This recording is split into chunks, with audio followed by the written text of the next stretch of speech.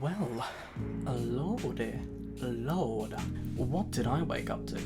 So yesterday, after I kind of packaged up and put out some stuff that I had done like a day and a half ago,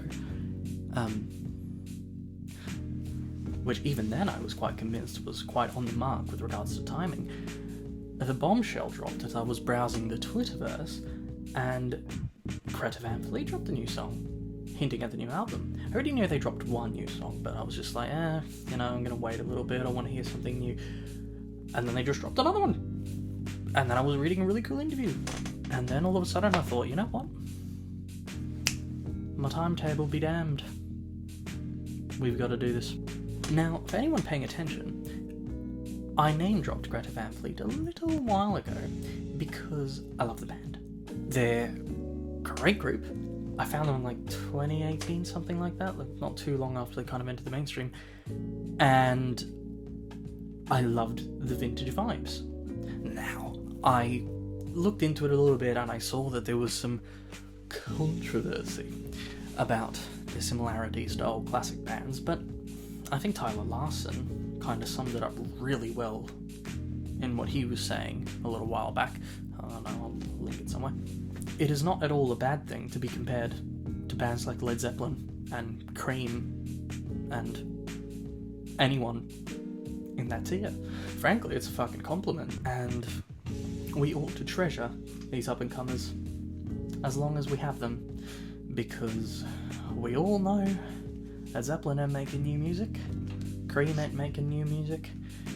I mean, Eric Clapton is, but he kind of just transcends age, doesn't he? Unlike myself, he does truly get better with age. Now, more to the practical, I love the band. Now, more to the point, the kind of big thing that got me into them in the first place was Josh Kitzka's vocals, because, my god, that dude can scream. In a good way. In a really good way. It just, I don't know, he's a great frontman, and I love what they're doing. Let's just say that there is a reason that one of their songs was in my top 5 most listened to songs of the year, because it just comes on, it's catchy, and I like what they do. More to the point specifically about this album, what's new? What can we see? Because the debut was very loud, was very much, we're here, we're cool, we rock, we like this shit, and we welcomed it. We did indeed. But what are they going to do now? While I was finding some articles and seeing some general conversation about this, I saw a phrase along the lines of, they're not here to save rock, they're here to do much more, but, a bit exaggerated for puff, I suppose, to try to get people to click. But they're not really that kidding. From what I've understood, they're going for a much more grand feeling with this album.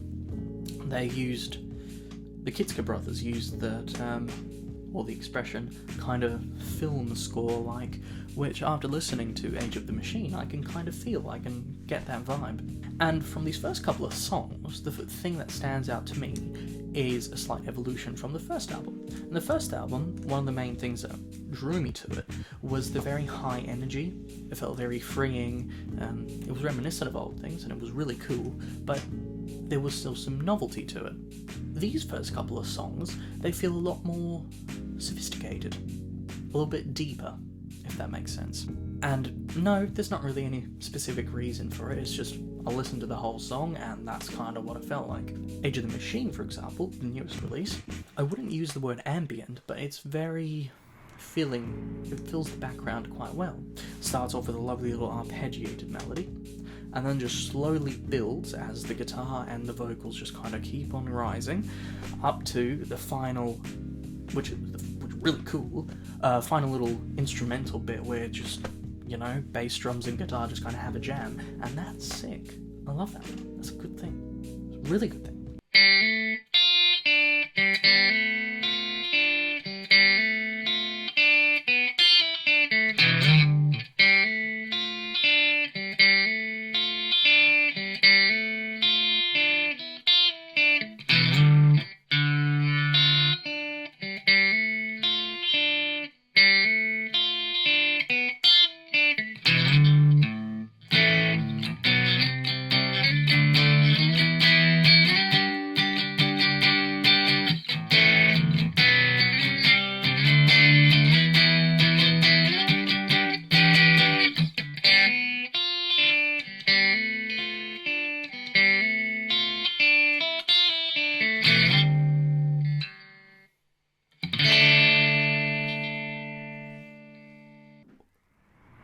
building on the theme of sophistication, though, once you actually kind of read the interview where they talk about it, the brothers actually talk about, Josh talks about how he drew inspiration from Alan Watts and his theories of existence and general state of being.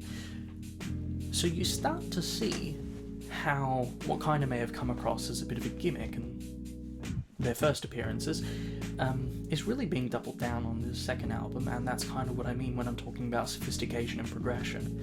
I'm not really talking about a sophistication of specific themes or specific elements of musicianship.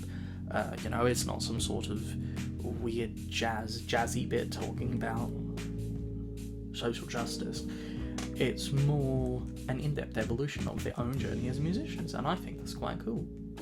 In the interview, for example, they go on to discuss how leaving the little town in Michigan they grew up in was very eye-opening, and you can start to see the effects of these new experiences in their music, which is really sick. And to be completely honest, from the first couple of listens, like 5, 6, and through the couple of, skims of the articles and whatever, it's very interesting to see the expressive ability of these gentlemen, because the general theory of transcendence and liberation from kind of just the material plane and just kind of elevating beyond the moment, it kind of comes across, to be honest. I really like that. That little ambient nature of the song that I was talking about earlier.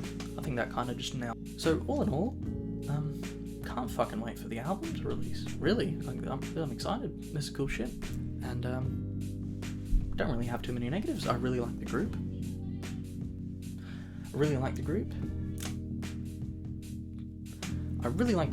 Talented dudes, and if you can think of something negative, please tell us. Alright, I'm fucking off.